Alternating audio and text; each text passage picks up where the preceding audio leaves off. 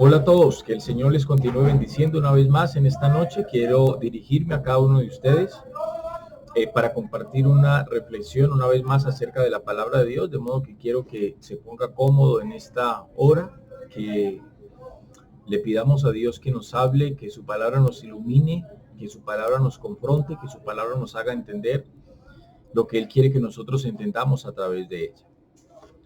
Quiero que vamos al libro de los Hechos, capítulo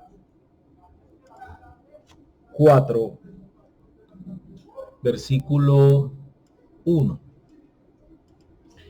Libro de los Hechos, capítulo 4, y vamos a leer desde el verso 1.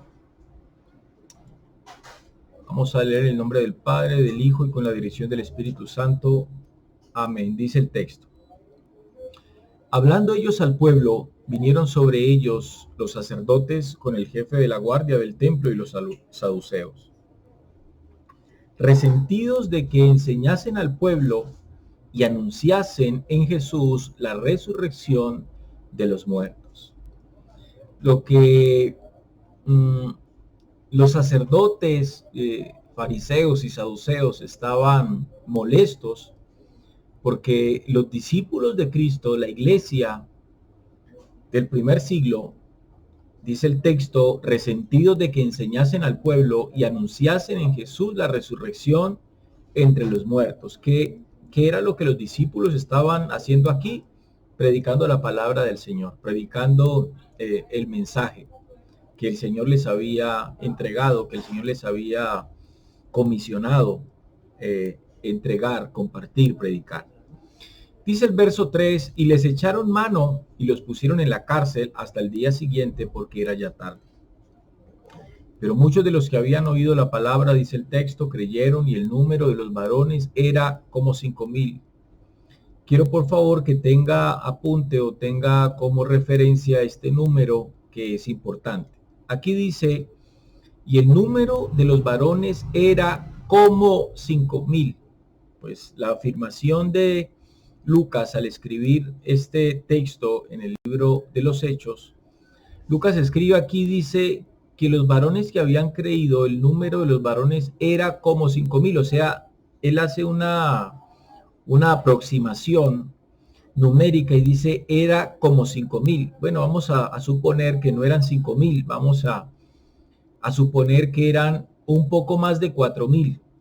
Pero es importante este número y luego vamos a mirar por qué. Luego saltamos al verso 12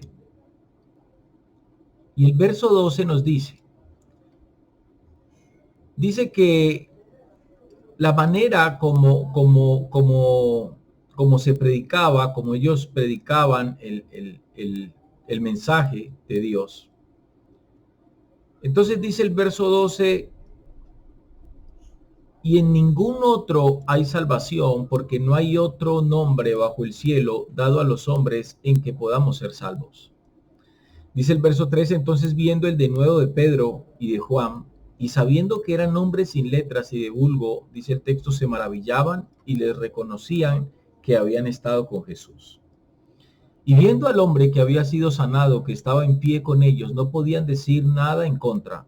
Entonces les ordenaron, que saliesen del concilio y conferenciaban entre sí, diciendo, ¿qué haremos con estos hombres?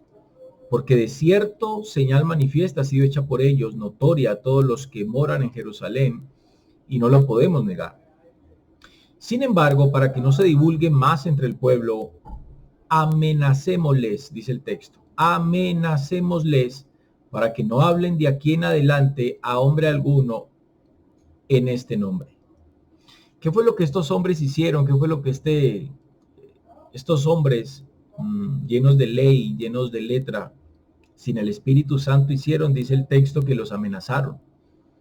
Esa amenaza fue una amenaza no solamente de cárcel, no solamente fue una amenaza de azotes, fue una amenaza de muerte. Entonces dice el texto, y llamándolos, verso 18, les intimaron que en ninguna manera hablasen ni enseñasen en el nombre de Jesús. Mas Pedro y Juan respondieron diciéndoles, juzgad si es justo delante de Dios obedecer a vosotros antes que a Dios. Cuando uno lee el verso 19, dice el texto, mas Pedro y Juan respondieron diciéndoles, juzgad si es justo delante de Dios obedecer a vosotros antes que a Dios. Uno halla algo muy interesante en la respuesta que Pedro y Juan entregan ante esa amenaza expuesta, que ponía en riesgo no solamente su integridad, sino también su propia vida. Este texto yo pudiese titularlo, ¿qué es lo que la iglesia pide en un momento de crisis? Pues podemos titularlo, la importancia de la predicación en medio de la crisis. Pero me quedo con el primero. ¿Qué es lo que nosotros pedimos en momento de crisis, en los momentos difíciles? Y hay algo que nosotros tenemos que aprender y vamos a aprender hoy a través de esta reflexión. La importancia de nosotros tener claro qué es lo que nosotros somos para poder manifestarnos en base a lo que cada uno de nosotros somos como Iglesia de Cristo. ¿A qué me refiero?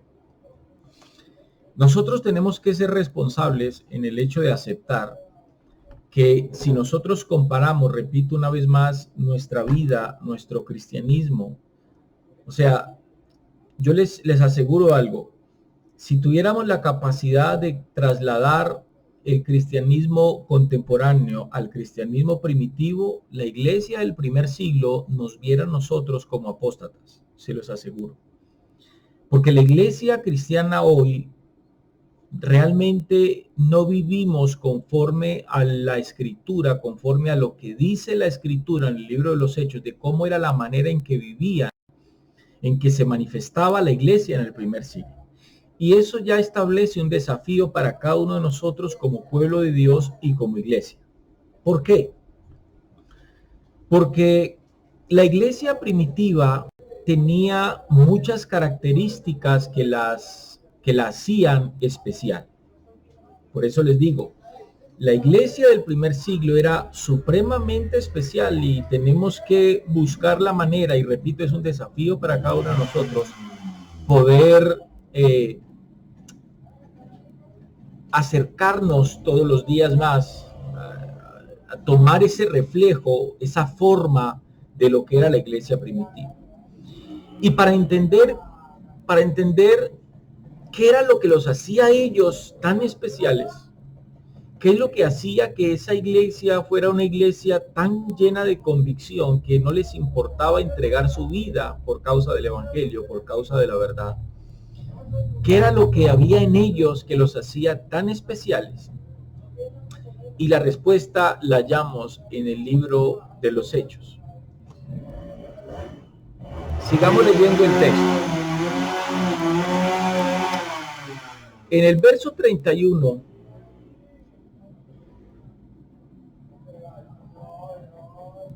vamos a leer el verso 23.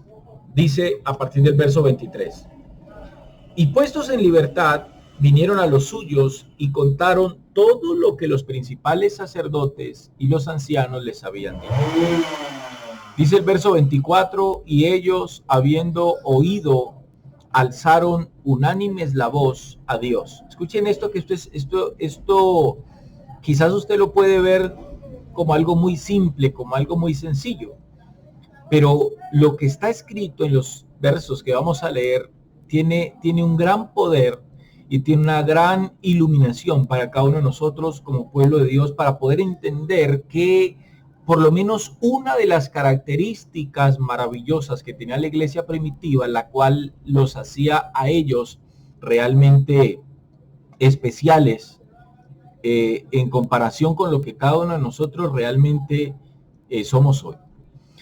Dice el verso 23, y puestos en libertad, vinieron a los suyos y contaron todo lo que los principales sacerdotes y los ancianos les habían dicho. ¿Qué fue lo que ellos contaron? Las amenazas que les habían hecho. Porque no solamente amenazaron a Pedro y a Juan, la amenaza iba para todos aquellos que habían creído en Jesús. La amenaza era para todos esos 4.000, 4.500 que dijo Lucas, que eran casi como 5.000. O sea, esa amenaza abarcaba, repito, a todos los que habían creído. Entonces dice el verso 24, y ellos, dice el verso 24, habiéndolo oído, ¿qué fue lo que ellos escucharon? Las amenazas que le habían hecho. Dice, alzaron unánimes la voz a Dios. Esto implica una oración, esto implica un clamor. Alzaron unánimes la voz a Dios, dice el texto, y dijeron, soberano Señor. Escuchen esto. Tú eres el Dios que hiciste el cielo y la tierra, el mar y todo lo que en ellos hay. Por boca de David tu siervo dijiste, ¿por qué se amotinan las gentes y los pueblos piensan cosas vanas? Se reunieron los reyes de la tierra y los príncipes se juntaron en uno contra el Señor y contra su Cristo. Porque verdaderamente, dice el verso 27, se unieron en esta ciudad contra tu santo Hijo Jesús, a quien ungiste, Herodes y Poncio Pilato con los gentiles y el pueblo de Israel. Escuchen bien esta oración, porque esta oración, escuchen esto, esta oración que ustedes están viendo aquí, esta oración nos da a nosotros una directriz para que nosotros como iglesia contemporánea, como hombres y mujeres que tenemos el desafío y la obligación de seguir los pasos de estas personas del primer siglo que fueron la iglesia del Señor, nosotros tenemos ese desafío y esa responsabilidad de seguir esos pasos que ellos siguieron, de continuar caminando, de vivir en modo Hechos 29, por decirlo de alguna manera. Tenemos esa responsabilidad de asemejarnos a la iglesia primitiva. Y esto es importante. ¿Y por qué es importante? Qué interesante es ver cuál fue la reacción, cuál fue la actitud, cuál fue la manifestación de la iglesia primitiva cuando ellos se hallaron en medio de una tremenda crisis. Y la crisis en la cual ellos se hallaban, presten atención a esto, no era una crisis de escasez, no era una crisis de falta de empleo, no era una crisis de enfermedad, no era una crisis de coronavirus, no era una crisis de ninguna pandemia en lo absoluto. La crisis en la cual la iglesia contemporánea en este texto se encontraba, simplemente era una crisis tan tremenda donde sus propias vidas estaban corriendo peligro. O sea, nosotros hablamos de crisis en nuestras vidas y decimos, estamos pasando por esta crisis, estamos pasando por esta necesidad, estamos pasando por esta angustia, y de hecho lo que hoy estamos viviendo es una crisis y cada uno de nosotros está pasando por crisis. Somos partícipes por el hecho de estar viviendo en este mundo, en este sistema, pues también tenemos que vivir la crisis que todo el mundo está viviendo en este mismo momento. Ahora, ¿qué es lo que la iglesia contemporánea, qué es lo que la iglesia de hoy hace en medio de la crisis? Miren esto. Pues la iglesia de hoy, en medio de crisis, lo que hacen es ir a la presencia de Dios y pedirle a Dios que por su misericordia nos guarde, que por su misericordia no permita que nos enfermemos, que por su misericordia cuando alguien pierde un empleo, pues vamos a la presencia de Dios a orar para que el Señor provea otro empleo. Cuando decimos que estamos atravesando por una crisis de salud, pues vamos a la presencia de Dios. ¿Y qué es lo que hacemos en esa oración? Pues pedir a Dios por sanidad. Y no estoy diciendo que esté mal, no estoy diciendo que no haya que hacerlo, no estoy diciendo que esté mal. Lo que estoy diciendo es que cuando yo leo este texto, hay algo que a mí me impresiona mucho sobre lo que hacía la iglesia primitiva. Y cuando yo leo estos textos, amado hermano, yo puedo darme una respuesta más a esa pregunta que yo personalmente me he hecho. ¿Por qué nos cuesta tanto asemejarnos a la iglesia del primer siglo? Y es que hallo que la iglesia del primer siglo tenía algo aquí muy diferente a lo que la iglesia contemporánea tiene. O sea, la iglesia contemporánea piensa y tiene aquí muchos pensamientos, razonamientos humanos. La iglesia contemporánea piensa de una manera muy distinta a la iglesia del primer siglo, y eso hay que asumirlo. La escritura nos los revela cuando vamos a ella. Uno de los problemas de la iglesia contemporánea es ese, y quiero compartirles con ustedes en este momento eso. Hay un poder maravilloso en el cumplimiento de la palabra de Dios. Hay un poder maravilloso, poderoso, cuando la iglesia entiende qué es, cuando la iglesia sabe a qué fue llamada. Hay un poder maravilloso, amados hermanos, en eso. Hoy en día la iglesia no le está dando la suficiente importancia o la importancia que debe de tener la predicación de la palabra de Dios.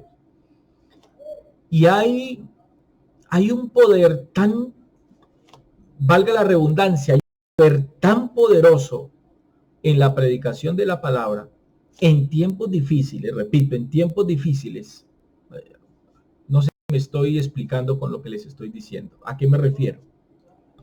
Que en los tiempos difíciles, cuando la iglesia primitiva atravesó por sus peores momentos, aún en medio de esos tiempos difíciles, de circunstancias adversas en las cuales la iglesia primitiva atravesó, para ellos era de suma importancia la predicación de la palabra de Dios. Y esa es la diferencia, escúcheme, entre la iglesia primitiva. Es una nomás, son muchísimas, pero esa es una de tantas diferencias que tenemos nosotros hoy como iglesia contemporánea en comparación con la iglesia primitiva. La iglesia primitiva tenía una convicción poderosa, tenía una convicción, era algo sobrenatural que había en cada uno de ellos.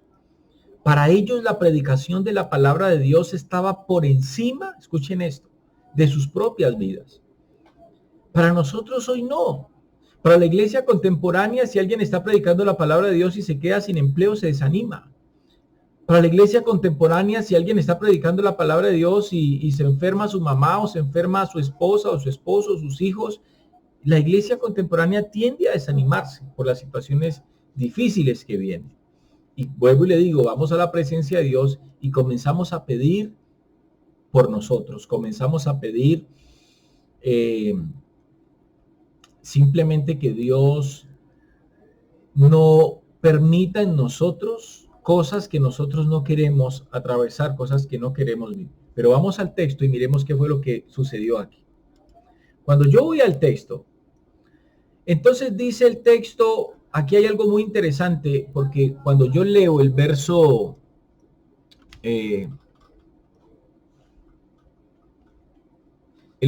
24, dice, y ellos habiendo oído alzaron unánime la voz a Dios y dijeron, soberano Señor, tú eres el Dios que hiciste el cielo y la tierra, el mar y todo lo que en ellos hay. ¿Sabe? Yo me pregunto, cuando analizo la oración que ellos están haciendo aquí, yo me pregunto, cuando yo leo el verso 24 y leo lo que ellos dijeron en ese verso 24, yo analizo el texto y lo leo y ellos, dice allí, habiéndolo oído, alzaron unánime la voz y dijeron, soberano Señor, tú eres el Dios que hiciste el cielo y la tierra, el mar y todo lo que en ellos hay. ¿Sabe? Esta expresión me lleva a mí a entender qué era lo que había en el corazón de estos discípulos de Cristo. ¿Qué era lo que había en el corazón de esta iglesia primitiva? Y ya le voy a explicar qué había en el corazón cuando leo esto. Cuando leo yo este texto, amados hermanos, puedo encontrarme, puedo hallarme algo muy poderoso. La iglesia primitiva tenía una conciencia profunda, escúchenme bien, la iglesia primitiva tenía una conciencia tan profunda sobre sobre el poder soberano de Dios sobre todas las cosas, ¿A qué me refiero? La iglesia del primer siglo tenía completamente claro que nada pasa que no esté, o que nada pasa que no esté por encima del poder de Dios. ¿Qué era lo que la iglesia primitiva tenía claro? Que todo lo que sucedía alrededor de ellos, fuera bueno o fuera malo, pasaba porque así Dios lo decidía finalmente, porque así Dios lo permitía. Ellos tenían una profunda convicción, repito, en cuanto al poder soberano de Dios. Ellos entendían que nada se escapaba de las manos de Dios, que todo lo que acontecía, acontecía bajo el poder de Dios. Satanás no puede tomar una decisión, no hay poder que esté por encima del poder de Dios. Satanás tiene poder, el reino de las tinieblas tiene poder, pero aún Satanás y el reino de las tinieblas se tiene que sujetar al poder de Dios. Recuerden por un momento cuando Satanás va a la presencia del Señor y habla acerca de Job. Traigan a memoria cuando Jesús le dice a Pedro: Satanás os ha pedido para zarandearos. Satanás y su gobierno tiene poder, pero repito, él opera aquí, él opera bajo el gobierno de Dios. Y eso es importante entenderlo. Porque si nosotros no entendemos eso, por eso es que nuestras oraciones no son oraciones contextuales, no son oraciones que se ajustan al modo en que nosotros estamos viviendo. A veces hacemos oraciones que no se ajustan al estilo de vida espiritualmente hablando, a lo que nosotros somos. Cuando yo tengo plena conciencia de que todo lo que está sucediendo alrededor, detrás de todo hay un propósito de Dios para nuestras vidas, cuando yo entiendo eso, entonces cuando yo voy a la presencia de Dios en oración, mi oración va a ser una oración basada en la verdad, va a ser una oración basada en el conocimiento que yo tengo, no solamente de Dios, sino en el conocimiento que yo tengo de lo que Dios dice que yo soy. En ese contexto, bajo ese conocimiento, bajo esa iluminación, bajo esa revelación, como lo quieran llamar, es que yo voy a la presencia de Dios, y en base a eso es que mi oración es elevada a Dios, y no voy a pedirle a Dios cosas que yo no debería estarle pidiendo. Me explico. Si nosotros vamos al texto del apóstol Pablo de los Romanos 8:28, y sabemos que los que amamos a Jehová todas las cosas nos ayudan para bien, quiere decir eso, que ninguna circunstancia que venga a nuestras vidas como iglesia viene para mal. Hay un dicho secular que dice: no hay mal que por bien no venga. No sé si quien sacó ese proverbio, ese dicho, fue en base a lo que el apóstol Pablo escribió en Romanos 8:28, pero es cierto. El hombre dice: no hay mal que por bien no venga, pero la escritura dice, y sabemos que a los que vamos a Dios todas las cosas nos ayudan a bien. Les voy a poner un ejemplo contextual, hombre, de lo que les estoy diciendo para que me entiendan. No nos enredemos con esto. Yo hace poco estoy atravesando por una situación difícil. Cuando sucedió eso, yo dije: wow, ¿qué pasó? Pero pasados unos días, fui a la presencia de Dios y le dije: Señor, ¿qué me quieres enseñar con esto? ¿Qué es lo que tú quieres, Dios Todopoderoso, que yo aprenda después de esto? Cuando viene una situación adversa a nuestras vidas, yo no tengo que ir a pedirle a Dios: ay Señor, líbrame, ay Señor, cancelo eso, ay Señor, guárdame de eso. No, esa puede ser una oración que puede salir de los labios de cualquier cristiano hoy, pero es una oración llena de falta de conocimiento, es una oración llena de ignorancia.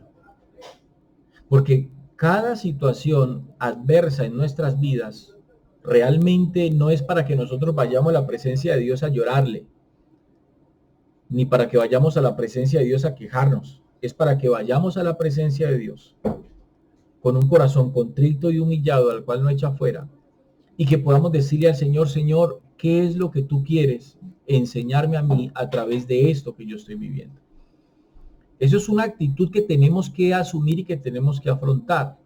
Pero escuchen esto. Jesús dijo algo muy importante.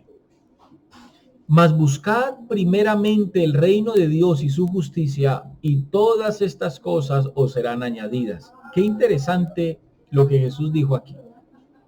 Cuando leemos el contexto de ese texto, Jesús estaba hablando de todas las cosas que nosotros como seres humanos, como hombres en este plano físico necesitamos. El techo, el alimento, la comida, el vestido, todo lo que nosotros necesitamos para subsistir en este plano físico. Él dice, y es una promesa del Señor, y es una promesa que nosotros a veces no la entendemos. Porque si Jesús dijo, mas buscad primeramente el reino de Dios y su justicia, y todas estas cosas os serán añadidas, ¿qué fue lo que él dijo? Él dijo algo muy interesante aquí para nosotros. ¿Por qué entonces, cuando no tenemos, qué es lo que mucha gente de la iglesia, por qué mucha iglesia hoy que está pasando por circunstancias difíciles, van a la presencia de Dios a orar por provisión y a orar para que Dios les provea, cuando eso ya fue una promesa que él hizo? O sea, la provisión para su iglesia ya fue. Eso es interesante, ya fue. No será, ya fue, tiempo pasado. Fue una promesa que él hizo hace un poco más de 2000 años. Y muchos hoy van a la presencia de Dios a clamar, a pedirle a él por provisión. Escúchenme en esto. ¿Qué es lo que la promesa encierra? ¿Cuál es la verdad que la promesa encierra? Mas buscad primeramente el reino de Dios y su justicia, y todo lo demás vendrá por añadidura. Si usted analiza las palabras de Jesús, usted puede hallar de manera clara que no hay necesidad de orar. Y no sé cuántos me entiendan esto. Los que tienen oídos para oír, oigan simplemente. Lo que Jesús está diciendo ahí de manera clara, explícita, es que no hay necesidad de orar por las cosas que nosotros necesitamos para subsistir en este plano espiritual. Lo que Jesús está enseñando allí es que cuando yo me vea en necesidades, tengo que preguntarme si mi vida se halla cumpliendo con la voluntad suya. Por eso él dice, primeramente ustedes preocúpense por el reino de Dios. ¿Qué es eso? Eso es preocuparme por el cumplimiento de la palabra en mi vida. Eso es preocuparme por su obra. Eso es preocuparme por la gran comisión. Eso es preocuparme por predicar la palabra.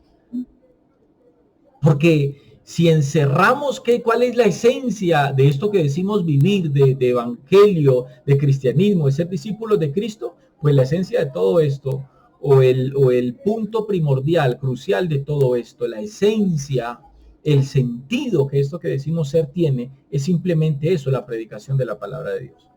¿Qué es lo que Jesús está diciendo? Permítanme parafraseárselo de otra manera. Lo que Jesús está diciendo en otras palabras es, preocúpense por hacer mi voluntad. Preocúpense por cumplir lo que yo les he dicho que ustedes deben de hacer. Preocúpense por ser lo que yo quiero que ustedes sean. Preocúpense por compartir la palabra de Dios. Denle importancia a la predicación de la palabra, que es lo que le da sentido a lo que nosotros somos. ¿Para qué el Señor dio su vida en la cruz del Calvario? Sí, amén. Nos limpió de nuestros pecados, murió para darnos salvación, para redimirnos de toda la suciedad y lo que el pecado había hecho en nosotros, pero también nos estableció como iglesia aquí en la tierra para que nosotros continuemos la predicación del evangelio y las buenas nuevas de salvación a aquellos que no le conocen. De modo que realmente esa es la esencia, esa es la intención, ese es el propósito de vida suyo y mío, si es que nosotros somos iglesia de Cristo. No hay otro propósito, la predicación del evangelio.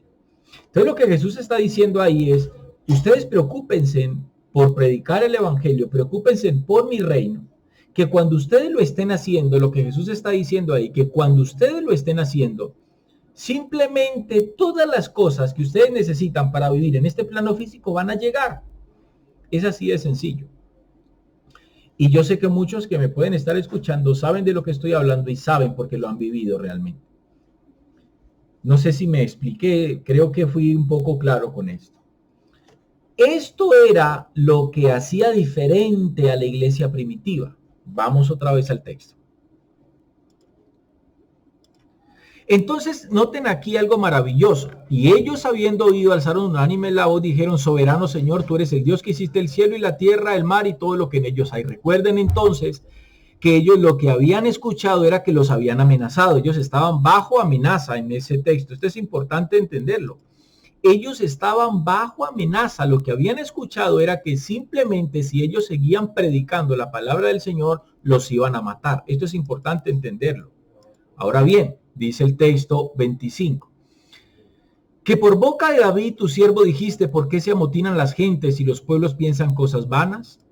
Se reunieron los reyes de la tierra y los príncipes se juntaron en uno contra el Señor y contra su Cristo, porque verdaderamente se unieron en esta ciudad contra tu santo Hijo Jesús, a quien ungiste, Herodes y Poncio Pilato, con los gentiles y el pueblo de Israel, para hacer cuanto tu mano. Escucha aquí, esto habla de la soberanía que tiene Dios sobre todo lo que sucede, aún las cosas que uno cree que no deberían suceder. Suceden porque detrás de todo eso está el poder de Dios, está la mano de Dios, está la voluntad permisiva de Dios, de que todo lo que sucede pasa, repito, porque de alguna u otra manera Dios lo permite, porque no hay un poder que esté por encima del poder de Dios.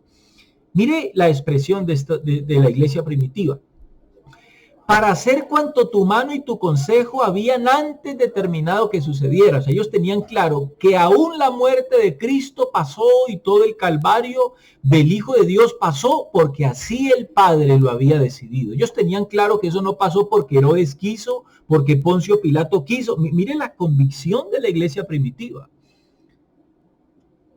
Y esta convicción que ellos tenían, esta convicción poderosa, maravillosa, envidiable que ellos tenían,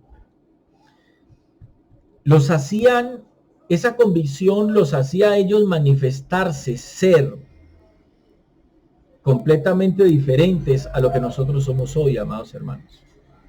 Ellos tenían claro que la muerte de Jesús, la tortura del Hijo de Dios, todo lo que a Jesús le hicieron no fue porque a Herodes se lo inventó, porque Herodes quiso, porque los fariseos quisieron, o porque el pueblo de Israel que dijo suelten a Barrabás y crucifiquen a Jesús quiso. No, esta iglesia primitiva tenía claro que aún la muerte del Hijo de Dios y todo lo que le hicieron a nuestro Señor Jesucristo sucedió bajo la voluntad permisiva del Dios Todopoderoso, del Padre. Eso lo tenían ellos claro. Cuando uno tiene claro eso, a uno nada lo mueve. Cuando uno tiene claro eso, ni la lluvia, ni los ríos, ningún viento impetuoso que venga a golpear nuestras vidas, cuando yo tengo claro eso, mi vida está fundamentada sobre la roca. Nada me tiene que mover. Nada me tiene que mover. Cuando yo veo en las esquinas gente muriéndose, a mí nada me tiene que mover. Cuando estamos viendo lo que estamos viendo con esta pandemia, esto no nos tiene por qué mover. Y les voy a decir por qué. Porque nosotros tenemos que saber que todo esto está pasando porque así Dios lo quiso, porque así Dios lo decidió, porque así el Señor lo decretó, y simplemente por eso está pasando. Lo que está pasando, amado hermano, está pasando simplemente porque así Dios lo quiere, y detrás de todo esto hay algo bueno que la iglesia tiene que aprender y que el mundo tiene que aprender. Vamos, sigamos al texto. Dice entonces el texto, repito, entonces ellos tenían claro aquí: para hacer cuanto tu mano y tu consejo habían antes determinado que sucediera. Qué convicción tan maravillosa. Dice el verso 29, y ahora, Señor, mira sus amenazas. Wow, aquí no. Subrayen esto. Y ahora, Señor, mira sus amenazas. Cuando ellos dicen allí, y ahora, Señor, mira sus amenazas, yo hago una pregunta y vamos a analizar esto. Y verá que tengo la razón. ¿Qué pasaría si a una congregación hoy llegara el pastor de la iglesia y le dijera a todos los hermanos: amados hermanos, recibí una llamada, o me pararon unos policías, me subieron a una patrulla, me esposaron, me intimaron me golpearon y me dijeron, amados hermanos, que esta congregación tiene que ser cerrada y que nosotros no podemos seguir predicando la palabra de Dios. Yo le pregunto hoy a la iglesia, ¿qué haría la iglesia al escuchar eso? ¿Qué creen ustedes que haría la iglesia contemporánea de hoy al escuchar una noticia como esa? Todos van a morir si siguen reunidos allí y siguen predicando la palabra de Dios. Todos van a morir. La iglesia escucha eso. ¿Qué cree que va a pasar? Bueno, yo le voy a decir qué es lo que la iglesia contemporánea hace. Casi que de manera automática proclamarían un tiempo de ayuno y oración y clamor a Dios para que Dios reprenda todo espíritu de muerte, ¿sí o no? Eso lo haría. Convocarían un clamor a Dios para que el Señor los guarde. Quizás dirían que la sangre de Cristo los cubra. Quizás dirían que empezarían a citar textos bíblicos, que eso no puede pasar, que la promesa de Dios es estar con la iglesia, que eso es cierto, no estoy diciendo que es mentira, las puertas del Hades no prevalecerán en contra de la iglesia, pero eso tiene también su propio significado, pero bueno, ese no es el tema ahorita. Pero yo pregunto, ¿no es eso lo que la iglesia haría? De una, hermano, irían a la presencia de Dios a llorarle, Señor, ten misericordia, por favor, Señor, no permitas que nos maten, no permitas que nos acribillen, Señor, ten misericordia, mira, somos tu iglesia, somos tu iglesia. Posiblemente algunos se esconderían en sus casas, etcétera, etcétera. Eso haría la iglesia contemporánea. No nos digamos mentiras, eso lo haría. Pero vamos a mirar qué fue lo que la iglesia hizo. ¿Qué fue lo que la iglesia del primer siglo hizo? Wow. Entonces dice el verso 29, y ahora, Señor, mira sus amenazas. Wow. No dice el texto, y te pedimos que nos guardes de eso, que cortes la mano de todos aquellos que quieren quitar nuestras vidas. No, mire lo que hace la convicción, iglesia. Y ahora, Señor, mira sus amenazas. Mire que la oración que ellos hacen no es para rogar para que el Señor los librase de la muerte. Qué interesante esta oración. Me pone los pelos de punta y eso que no tengo. Y ahora, Señor, mira sus amenazas y mire lo que ellos piden. Y concede a tus siervos, no dice, y concede a tus siervos largos años de vida.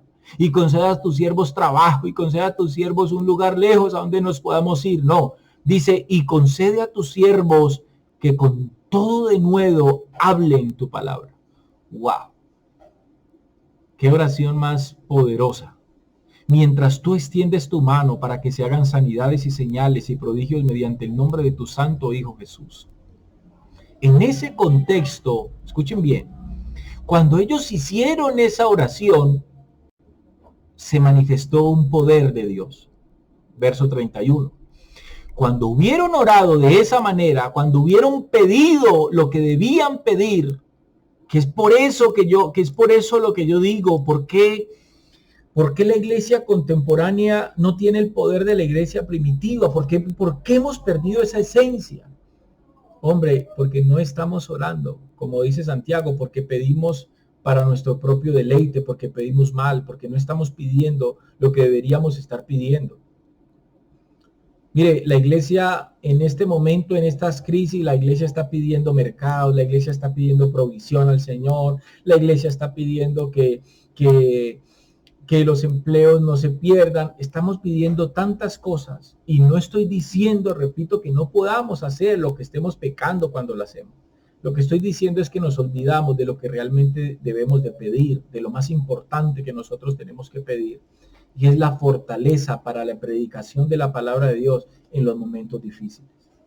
Porque nosotros podemos perder un empleo, nosotros podemos perder el acceso de recursos económicos, pero no podemos perder la esencia de lo que somos. No podemos dejar de hacer lo que somos. La predicación de la palabra de Dios se tiene que dar en tiempos buenos y en tiempos difíciles, en tiempos de angustia, y también se tiene que dar en tiempos de gozo. En todo tiempo, Pablo le dijo a Timoteo, si no estoy mal, predica a tiempo, insta a tiempo y fuera de tiempo, en todo momento, en todo lugar, es el tiempo para la predicación de la palabra. De modo que la iglesia primitiva era lo que era, porque en los momentos difíciles ellos no pedían por ellos, ¿no? La oración no fue, Señor, mira sus amenazas, guárdanos de la muerte, Señor, cancelo en el nombre de Jesús todo espíritu de muerte ahora. No, esa no fue la oración. La oración es, Señor, mira sus amenazas. Señor, concédenos que nosotros tengamos el poder de predicar tu palabra con todo de nuevo. Si ellos nos están diciendo que no prediquemos, danos tú, oh Dios, el poder de predicar aún con mayor de nuevo. Si ellos nos están amenazando, si ellos están diciendo que nos van a quitar la vida, si nosotros seguimos predicando tu palabra, Señor, no nos vamos a esconder. Eso es convicción. Eso es tener claro quién era Dios para ellos, pero también ellos tenían claro quién eran ellos en Dios. Si ellos en esa oración dijeron, Padre, si estos hombres nos están amenazando por predicar tu palabra, danos fortaleza y permítenos predicar con mayor fuerza, con mayor ímpetu. Fue esa oración. Qué tremendo que era la iglesia primitiva. Repito entonces, en ese contexto, dice el verso 31, cuando hubieron orado correctamente, yo creo algo, cuando la iglesia de Dios va a la presencia de su Señor y pide lo correcto, tiene que suceder algo. El lugar en que estaban congregados, dice el texto, tembló y todos fueron llenos del Espíritu Santo y hablaban con denuedo la palabra de Dios. ¡Wow! Qué maravilloso y qué poderoso. Cuando uno va a la presencia de Dios y ora correctamente, cuando uno va a la presencia de Dios y pide correctamente, amados hermanos, Dios responde la oración de su pueblo. Pero cuando lo hacemos de manera correcta. Y simplemente quiero terminar con esto. ¿Qué es lo que la iglesia hoy está pidiendo en momento de crisis? ¿Qué tan importante es para la iglesia contemporánea hoy la predicación de la palabra? Muchas personas, parece ser que muchas personas se están interesando hoy, aunque sea por el temor que tienen, por escuchar a Dios. Este es un excelente momento, un muy buen tiempo para la predicación del evangelio, como tiene que ser, como tiene que ser. No un evangelio inflado, no un evangelio lleno de mentiras. No, tenemos que predicar el evangelio como tiene que ser. ¿Qué es lo que la iglesia está pidiendo hoy? ¿Tiene la iglesia convicción de la importancia de predicar la palabra de Dios?